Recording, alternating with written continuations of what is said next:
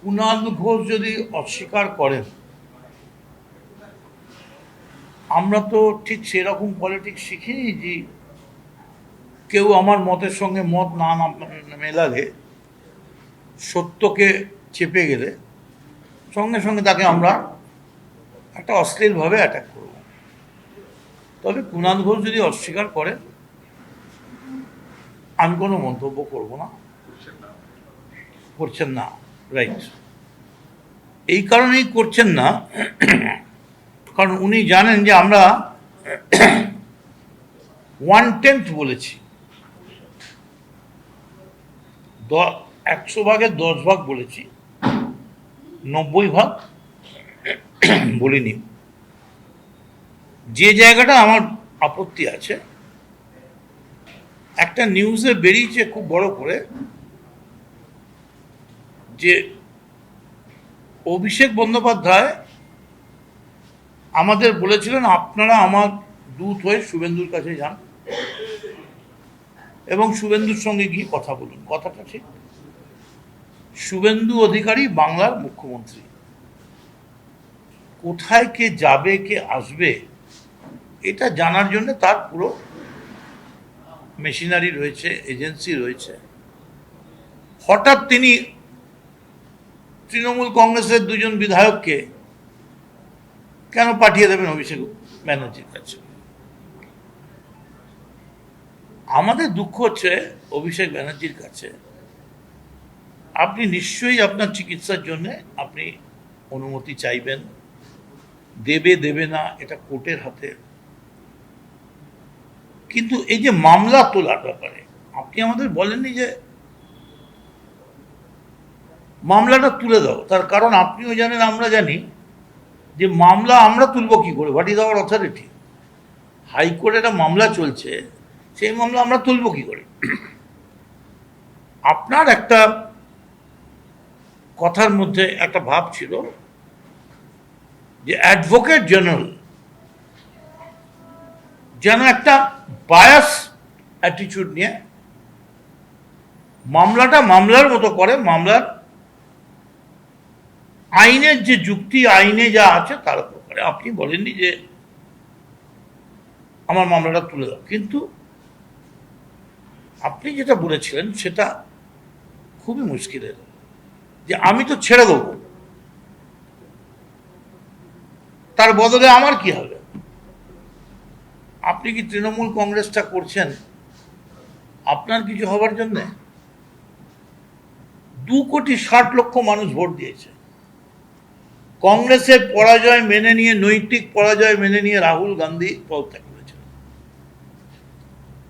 মমতা বন্দ্যোপাধ্যায় তৃণমূল কংগ্রেসের যখন জয় হয়েছিল, সোমেন মিত্র তিনি পরাজয়ের নৈতিক দায়িত্ব নিয়ে পদত্যাগ করেছেন। এখানে তা না করে আপনাকে আমাদের স্ট্যান্ডিং ওভেশন দিতে হবে। আজকে আমরা কি দেখছি, আপনার বাড়ি আর মমতা ব্যানার্জির বাড়ি হেঁটে গেলে সোজা 10 মিটার 15 মিটার, আর যদি ওপর দিয়ে একটা হ্যাঙ্গিং সিঁড়ি করে নেন তাহলে নিচেও নামতে হবে। আপনি বিকেল 4টে-5টার সময় ওখানে যাচ্ছেন, 6:30-7টার সময় চারিদিকটা অন্ধকার করে দিয়ে হো করে আওয়াজ একটা করে নিয়ে বাড়ির মধ্যে ঢুকে যাচ্ছেন। ভাই, গাড়ির মধ্যে ঢুকে তার দরজা বন্ধ করে তার মধ্যে লোক ঝুলতে ঝুলতে আপনি বাড়িতে ঢুকে, ভাই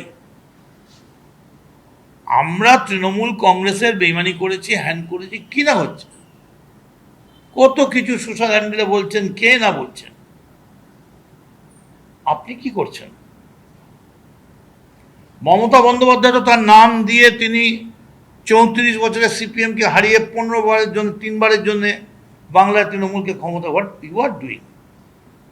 আপনি বেরোন। মার খাচ্ছে ছেলেরা, মার খাচ্ছে এমএলএরা, আপনি বেরোন, রাস্তায় দাঁড়িয়ে আপনি ছেলেদের নিয়ে মিছিল করুন। 4টে ওই বাচ্চা ছেলে মেয়েকে ঘুরে দিয়ে আর আপনি নিজে বসে আছেন। আপনি আপনার নৈতিক দায়িত্ব পালন করবেন না? এবং আপনার যেটা নৈতিক মেন বক্তব্য ছিল যে আমি স্টেপ ডাউন করে কি করব। স্টেপ ডাউন করে আপনি বই লিখবেন, ছেলেদের জন্য ক্লাস নেবেন, ট্রেনিং ক্লাস করাবেন। আপনি বক্তা হিসেবে যথেষ্ট ভালো ভালো বক্তব্য রাখেন আপনি, এবং আপনি অনেকের থেকে মানে এমন অনেক গুণ আছে যে গুণ অনেকের মধ্যে নেই, সেই সব গুণের অধিকারী আপনি। প্রচুর গুণ আপনার। একটা সার্কাসে একটা পিসি সরকারের যে জাদুর গুণ আছে, আপনার তার থেকেও বেশি গুণ আছে। কিন্তু আমাদের বক্তব্য হচ্ছে, আমাদের এমনভাবে বক্তব্যটা তৃণমূলের বিভিন্ন জায়গা থেকে পোস্ট করা হচ্ছে যে আমরা দল বিরোধী, বা আমরা তো তৃণমূল কংগ্রেসই করি। এখনো তো আমরা অল ইন্ডিয়া তৃণমূল কংগ্রেসের মেম্বার। ভারতবর্ষের কোন সংবিধানে কোনো পন্থী বলে লেখা নেই, পরিপন্থী আছে। কিন্তু আপনারা এমন একটা জায়গায় নিয়ে যাচ্ছেন, আমি বলতে বাধ্য হচ্ছি, মমতা বন্দ্যোপাধ্যায়ের বাড়ি থেকে রোজ বিকেলবেলা এমন কিছু করা হচ্ছে, এবং সেটা অভিষেক ব্যানার্জির প্রত্যক্ষ তত্ত্বাবধানে, যাতে বিজেপির হাত শক্তিশালী হচ্ছে। আপনারা বিজেপিকে শক্তিশালী করছেন, আপনারা চাইছেন বিজেপিকে যাতে কোথাও রাস্তায় কোনো রকম প্রবলেম ফেস করতে না হয়। তাই একটা পার্টি 2,60,00,000 ভোট পেয়েছে, তাকে আপনারা একটা 50 foot by 20 foot 1000 square feet ঘরের মধ্যে আটকে রেখেছেন। আর একটা 21শে জুলাই করে বলছেন আমাদের দায়িত্ব পালন হয়ে গেল। আপনারাই তো বলছেন। আমি যদি আজকে দায়িত্ব নিয়ে বলি যে বিজেপি সরকারকে পুরোপুরি বাংলার মানুষের কাছে তৃণমূল সম্বন্ধে ভুল বোঝাবার পূর্ণ দায়িত্ব আপনারা নিয়েছেন, তার কারণ আপনি তো মেন অপোজিশন। কেন? সংখ্যার জন্য নয়, আপনি মমতা ব্যানার্জি, আপনি 3 বারের মুখ্যমন্ত্রী। সেখানে আপনি যদি চুপ করে বসে থাকেন,